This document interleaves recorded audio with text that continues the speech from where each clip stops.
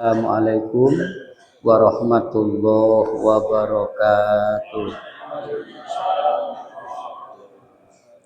Alhamdulillah, alhamdulillahirabbil alamin. Wassalatu wassalamu ala asyrafil anbiya'i wal mursalin wa ala alihi wa sahbihi ajma'in, amma ba'du. Yang kita hormati, kita muliakan bersama Bapak Ustadz dan Ustazah yang mengajar di pondok pesantren kita itu. Yang kita hormati, kita muliakan bersama koordinator dari berbagai kecamatan, Tekarang, Jawai, Jawai Selatan, dan Tebas.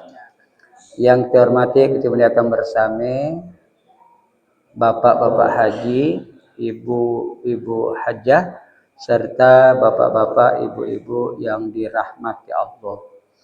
Jadi kesempatan itu kita sedikit menguraikan apa yang ada dalam buku kita itu, buku Menggapai Ridho Ilahi, Ridho Allah.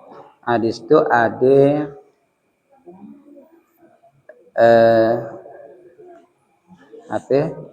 nasihat sufi. Ada nasihat sufi yang nomor 16. Nasihat sufi yang nomor 16. Cuma satu paragraf aja kita. Munak banyak lama sampai ke subuh. Ya. Kita ngambil satu paragraf. Apa di situ yang tertulis? Bismillahirrahmanirrahim. Wahai saudaraku, katanya, hindarilah sifat malas serta bosan, karena keduanya merupakan kunci keburukan.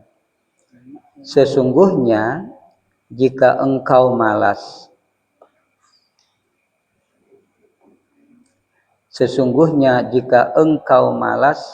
tidak akan banyak melaksanakan kewajiban. Jika engkau bosan, tak akan tahan dalam menunaikan kewajiban.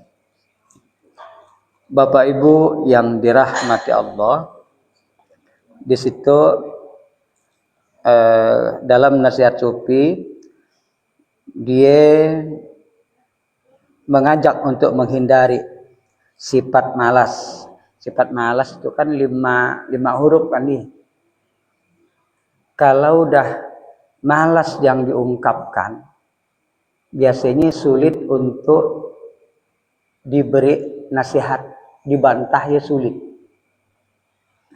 Sama juga dengan orang, apabila dia pagi ke pengadilan agama untuk carai, ada yang orang sampai mendahkan ya, supaya kalau orang pengadilan agama dan banyak nasihati kita, tinggal lagi awak ngangguk nang dia, maka katakanlah, mau ditanyaan katanya, mengapa kau tang yang nak carai? Ngapa kau nak carai? Mau dialaskan, dia ndak beri nafkah, dia garang anakku, barangkali dinasihatiin lebih mantap. Barangkali kita balik dari ndak jadi nak carai. Tapi kalau udah kita ungkapkan, kenapa kau nak carai? Mungkin dah habis jodoh, mungkin dah takdir Allah. Barangkali yang pengadilan agama, bapak pengadilan agama yang nasihati ndak lagi mampu, karena ia dah adalah takdir dari Allah Subhanahu wa ta'ala. Gaya juga kita mendengar orang kematian,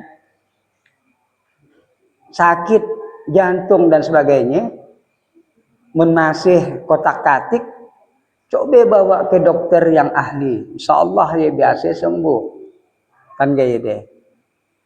Tapi kalau kita madahkannya mudah mati, dia mati, kata kita bahwa dia udah sampai ajalnya, membaca kita udah takdirnya Allah Subhanahu wa ta'ala. Maka barangkali kita tidak lagi bisa banyak komentar. Gaya juga menurang malas. Ngate kau ndaan keraje? Malas nak keraje. Bisa tak kita nasihati? Payah rasanya Pak. Kan gaya. Bisa sih bisa.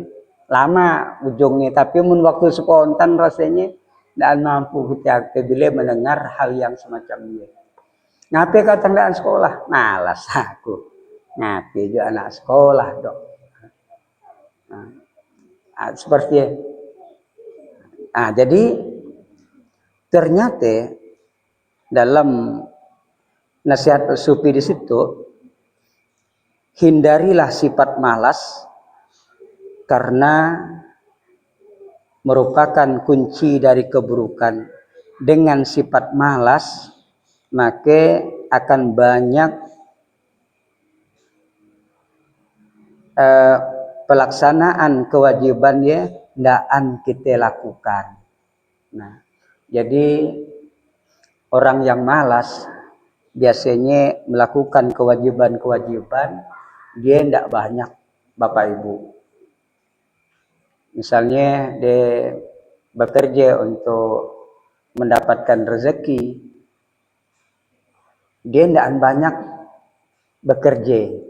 Nah, kemudian misalnya dia sebagai pelajar, dia tidak banyak sekolah, lebih banyak alpa.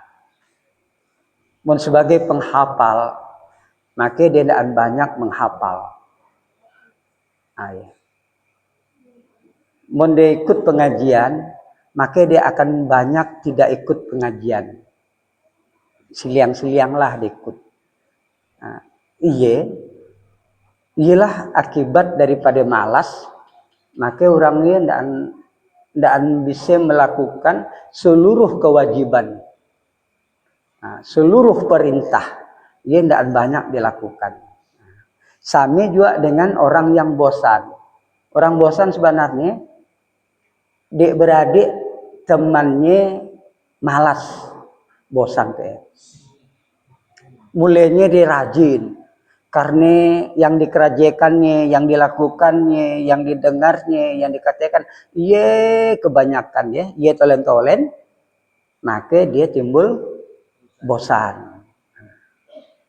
Dan dia ke sekolah, mas, kapak rasanya, tolen-tolen, pagi-pagi jam 7 pagi, balik jam 3, tiap hari, kapak rasanya, tolen-tolen, pelajaran MTK, pelajaran bahasa Inggris, pelajaran bahasa Arab, dan sebagainya. Jadi, orang yang bosan, orang yang malas, dia satu perguruan. Dia pasti tidak banyak melakukan kewajiban-kewajiban yang mestinya harus dia lakukan. Nah, menurut dalam buku kita itu. Lalu kita nak ngambil, apa sebab sih orang dia bisa malas? Pasti ada sebab. Sebabnya gitu. Karena ada orang rajin, ada orang malas. Di saatnya kita ada rajin, ada di saatnya kita malas. Di saatnya kita tidak bosan, di saatnya ada juga kita sifat bosan. Lalu apa yang mempengaruhi kita ya? Jadi ternyata Bapak Ibu, yang menyebabkan kita malas itu ataupun bosan karena menganggap tidak penting. Menganggap tidak penting. Contohlah Pak, ada berita dari Pontianak, berita keluarga dekat kita, Pak tua atau misalnya umat kita, berita meninggal jam 1 malam, telepon. Biasa mudah jam 1, jam 2 gaya, menurang telepon ya khawatir gitu kan. Nah, jarang dah madahkan duit datang dia jarang. Nggak sakit, meninggal, kemalangan dia. Jarang deh gajimu keluar, dia jarang dia nyebutnya jam 1 malam. Dari subuh aja lah nyurangkan kemudian. Lalu telepon, Assalamualaikum, Waalaikumsalam. Kita kan ada di Tekarang, Sinun. Dah ada ke meritakan ke kau. Berita apa? Umak ninggal. Oh, ini kita kan innalillahi wa inna ilaihi rajiun. Jam 1 tuh di tadi borak kini tuh. Kemudian dipadahkan kepada tetangga. Yang tetangga tuh jarang juga jumpa dengan orang tua kita, tidak akrab. Lalu si anak tuh kira-kira pasti pagi kan ya Pak? Biarpun sibuk gimana pun dia tetap kadang-kadang harus pagi. Ye di jam 1 ye juga. Bukan nak nunggu subuh lagi. Langsung dia pagi ke Pontianak. Kenapa dia tang sanggup pagi jam 1? Padahal berita-berita lain ndak anjak gaya dia. Kenapa tetangga kita yang kita suruh tadi? Dah kita pagi dah. Nyeraknya malas aku. Malas aku. Kau ajaklah pagi ya umakmu ya. Kenapa? Karena menganggap penting bertemu dengan orang tua terakhir. Tahan minjam duit Pak. Mendisik. Kenapa? Kita nganggap penting. Itu dia nak melihat wajah orang tua. Sebelum dia dikubur. Nah. Jadi akhirnya kita bukan malas. Malah rajin. Jam 1 pun kita lakukan. Yang tadi ngantuk timbul calang. Nah. Sebenarnya kunci malas itu menganggap tidak penting. Contoh tetangga kita tadi. Dah pagi dah, ngaku jam 1. Malas aku. Menak pagi kalau isuk anu yo, jam 6 ke jam 7 ke. Nah, kenapa? Dia menganggap tidak terlalu penting kalau jumpa orang tua kita yang terakhir. Nah gaya juga.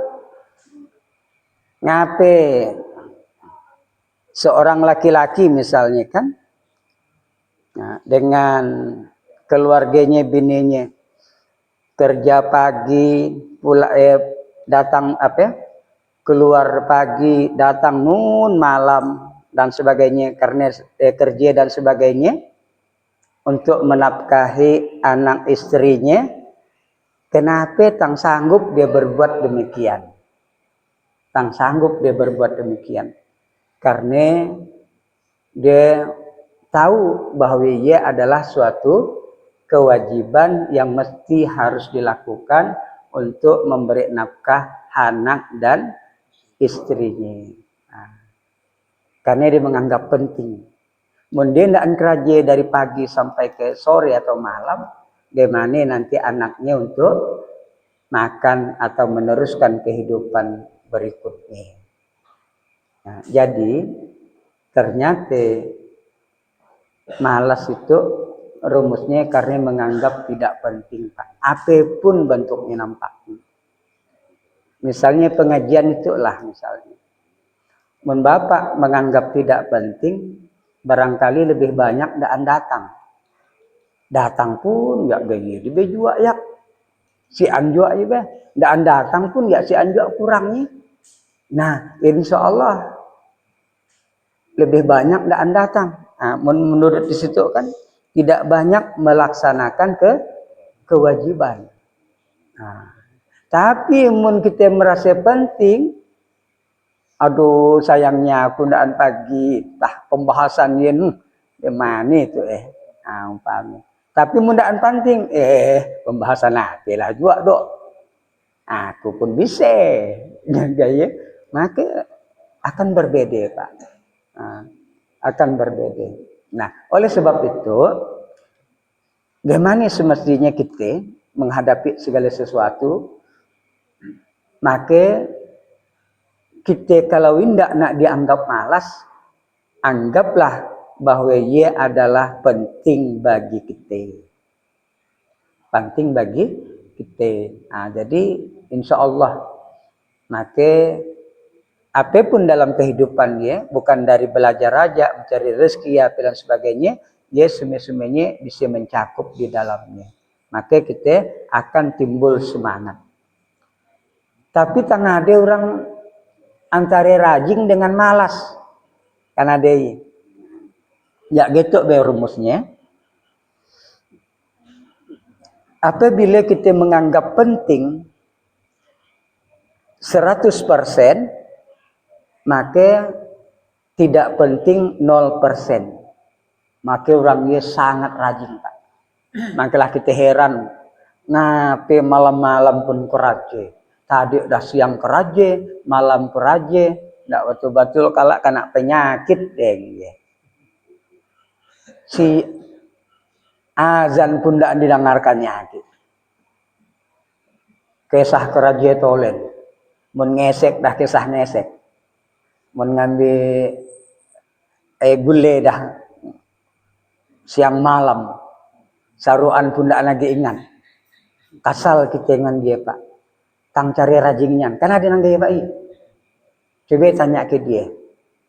Pasti ada yang lebih penting dipentingkannya ya, sehingga dia bisa kerja semacam dia. Itu ya untuk anak cucu. Selagi aku selagi sehat gitu juga harus gitu. Umpamanya seperti ini. Berarti nilainya misalnya 100%, maka sifat malasnya ya 0%. Ada juga yang rajin juga, tapi tidak ansano. 70% dia rajin, maka tidak rajinnya ya 30%. Malasnya 30%, berarti rajinnya 70%. Rajinnya 30%, malasnya 70%. Ya. Malas itu maksudnya, Pak, bukan berarti ya adalah suatu keburukan, bukan. Itu bahasa malas itu artinya daan mau melakukan. Jadi di sianoknya. Lalu kenapa orang bosan? Disebabkan karena yang nak dikerjakannya, ia misalnya kalau dia sebagai pelajar yang nak dihafalnya atau dipelajarinya ya, dia merasa jenuh disebabkan menurut dia tidak meningkat-ningkat. Padahal meningkat dia. Tidak meningkat karena dia menganggap yang akan datang ya seterusnya ya tidak penting. Tidak penting sehingga dia melakukan hal yang semacam dia. Akhirnya makin lama melemah. Ya. Banyak yang iya kan? Ngapa tanda ikut adik pengajian? Ya iya tolin naang. Padahal ndak dia tolin malah ningkat. Yang tadi pelajaran itu jadi itu, yang tadi buku itu. Tapi karena dia tadi anggan dia naang, dah anggan dia batas dia, maka dia ndak lagi tahu batas yang akan datang. Disangkaan sami dengan batasan yang lalu-lalu. Ialah yang kadang-kadang menyebabkan orang bosan. Nah, orang malas dan orang bosan biasanya dia terombang-ambing dalam segala sesuatu. Terombang-ambing Bapak Ibu. Ya. Oleh sebab itu, kalau agar kita tidak malas dalam segala sesuatu, maka buatlah motivasi agar ia menjadi penting buat kita. Setiap orang kan beda-beda pentingnya, Pak ya. Beda-beda. Setiap orang berbeda-beda pentingnya. Oleh sebab itu, kalau nak belajar, umpamilah nak belajar sekolah ke belajar ilmu misalnya, jangan sampai kita mengatakan gitu. Kan dah ikut pengajian, oke, aku nak ikut. Lalu kita tanya, Ngapain kau tang mau ikut pengajian? Aku nak ikut pengajian tuh ya nak silaturahmi, nah. Insya Allah orang yang silaturahmi nak ikut pengajian, insya Allah dia pasti suatu saat nanti malas atau bosan. Nggak laka pak, tangdaan kena kawan kan dia. Dia datang dan kena tagurkan, dia datang oh dia seorang asing. Padahal tujuannya nak silaturahmi, maka insya Allah dia nanti datang. Atau dia yang namanya waktu pengajian nak silaturahmi tujuannya kisah ngomongi orang tolen. Kalau pengajian berikutnya lama-lama bosan juga deh. Kisah ngomongi orang tolen, kisah akhirnya berhenti. Gaya juga ikut pengajian supaya tamat belajar. Misalnya pelajaran zikir sekian kan, lalu aku nak belajar tuh tujuan belajar nak sampai laka belajar zikir umpamanya. Pas sudah habis belajar zikir, insya Allah dia berhenti laka iya. Ngapain tanda nage? Udah laka zikir, udah si anage nak aku pelajari. Jadi nak nuntut apa pun, gaya nak mencari rezeki, apa pun usah nak kau nak cari rezeki karena apa? Supaya aku jadi kaya, mendapat usaha. Kalau dah kaya, ndak lagi yang cari. Mun belum kaya, kalau ndak tahu kaya, akhirnya putus asa. Jadi ndak ada kata-kata lain dalam segala sesuatu kecuali hanya untuk menjalankan kewajiban yang datangnya dari Allah Subhanahu wa ta'ala. Ngapain kau tang mau ikut pengajian? Menjalankan kewajiban belajar. Karena Rasulullah nyuruh nuntut ilmu. Utlubul ilma minal mahdi ilal lahdi. Tuntutlah ilmu dari buayan sampai liang lahat. Insya Allah tidak berhenti-henti pak. Mangkilah ngape tarekat kita ketika berzikir ikrarnya Allahumma anta maksudi waridhoka matlubi a'tini mahabbataka wa ma'rifataka. Insya Allah tidak bosan-bosan kita. Bagaimanapun ibadah tidak bosan-bosan. Karena yang nak kita cari adalah ridho Allah. Sedangkan ridho Allah tidak jelas. Tidak jelas kan? Nah, cuma dapat kita rasakan. Setelah ia nanti harus dapat ridho Allah, Tapi meminta surga, insya Allah kita bisa bosan. Ya Allah, berilah aku surga. Tanggal sudah dapat surga itu tanggal sudah di tangan. Ibadah dah banyak asing itu. Nah, dah mulai nak nyikiti ibadah. Dan caya coba lah. Ya nak surga tolen. Kalau ndak namu surga, dah mulai nak bosan lagi. Ya ndak jual kalau ke surga itu akhirnya ndak jualan. Nah, jadi apapun nanti bentuknya dalam ibadah, belajar atau sebagainya, jangan kata-kata yang hanya satu. Untuk apa kau belajar? Untuk pintar. Semakai pintar ini ndak lagi nak belajar. Kisah nak nyalahkan orang tolen. Merasa pintar tadi, padahal dia masih bodoh banget. Masih bodoh. Untuk apa kau belajar? Untuk supaya jadi pintar. Agar pintar nampak. Untuk apa kau belajar? Untuk banyak kawan. Dah banyak kawan, dah tidak lagi. Tidak entah dapat kawan, dah nak berhenti juga. Ya sebab salah pak. Tapi untuk kewajiban.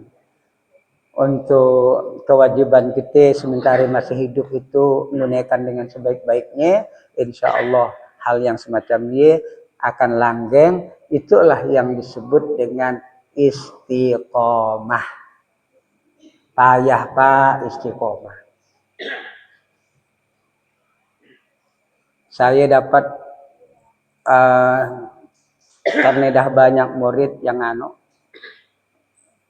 makin turun, mulai semangat. Ialah yang disebut dengan bosan. Kenapa orang bosan? Karena dia tidak tahu persis dengan ujung perjalanan harus baik atau buruk.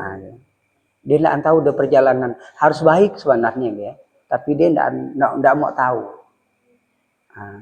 Sehingga dapat bosan. Kan tadinya pagi, selalu pagi di tempat pengajian itu bukan yang nolak anak tadi. Selalu pagi tadi tempat pengajian. Sekarang dia dah ngurangi. Hanya pengajian tempat nontolen. Yang tadi misalnya dia 3 tempat di pagi ini. Tek. Terus lama-lama hilang segi. Tinggal lagi 2. Lama-lama segi hilang tinggal lagi segi. Nah, bertahan. Nggak betul-betul itu segi pun hilang kalah. Gimana nak istiqomah baru 3 tahun setengah. Nah, payah Pak nak istiqomah. Nantilah kita jangan karena tadi mungkin niat awal, ialah tadi niat awal ya. Nak cari kawan. Mun banyak tempat pengajian kan banyak kawan. Kaya udah akrab dengan kawan kan dah berhenti. Si anak nak diperlukan. Kawan yang macam mana age udah dapat.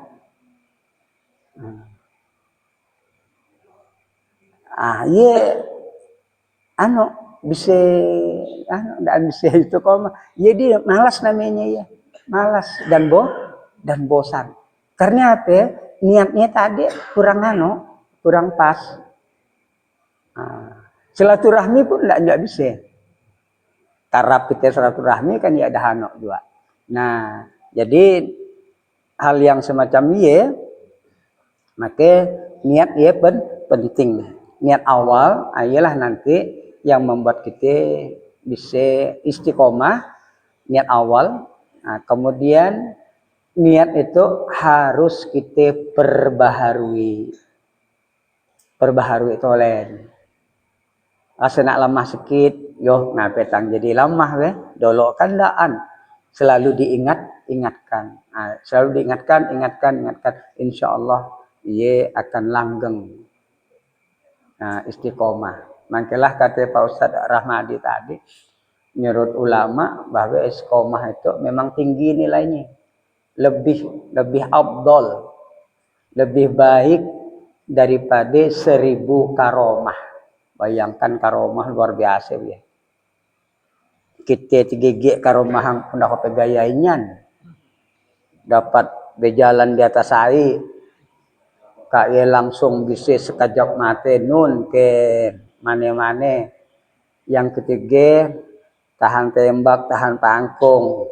Karena sinso pun dak hati-hati. Pokok lengkap lah. Iya dah gaya. Barangkali tiap Jumat orang merapan hantri nak belajar dengan dia. Iya 3. Tapi mun istiqomah ya 1000 g macam ya, maka lebih baik istiqomah. Karena istiqomah itu Pak hitungannya sampai meninggal.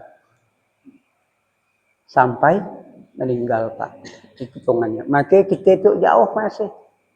Mun dia agak 2 hari setengah barangkali alhamdulillah lah istiqomah. Tapi mudah sampai masih bertahun, ya payah dia. Jadi ngomongkan istiqomah memang sulit. Memang sulit karena kita tidak tahu apa ujungnya nanti. Sama dengan membicarakan takwa. Takwa itu kan bersyarat Pak. Orang takwa mesti harus ada ilmu. Mundaan beilmu dia bukan dianggap orang bertakwa. Ilmu sholat. Kan harus orang takwa harus sholat. Munsian ilmunya gimana dia nak sholat dengan baik. Ya. Kemudian takwa itu sampai ke mati ukurannya. Itu bukan lagi kita. 15 tahun takwanya pas masuk ke 16 tahun, masuk ke 16, si lalu dia takwa. Nah, 15 tahun pakai sorban. Sekali masuk ke 16 pakai songkok miring. Pakai celana pendek. Nah, dah. Akhirnya aku dah bosan menjadi orang alim. Nah, kan. Tidak bisa nak jadi orang takwa. Orang takwa punya syarat sami dengan istiqomah. Orang takwa tidak ada malasnya. Orang istiqomah tidak ada malas dan bosan. Nah, ya Pak, barangkali yang dapat kita sampaikan. Nah, ia bukan itu katakan tausiah, bukan juga. Nah, cuma ya madahkan yang dalam buku itu. Nah, madahkan nih. Kita memahami. Jadi ternyata malas tuh usah nak dicari. Ya piari sikit nak dihape lah. 80% rajin, 20 malas nak dihape. Nah, ya. Asal usah nak dibalik. Nah, ya asal usah nak dibalik. Nah, jadi hanya ia yang dapat kita sampaikan. Terima kasih atas perhatiannya. Wallahul muwaffiq ila aqwamit thoriq. Assalamualaikum warahmatullahi wabarakatuh.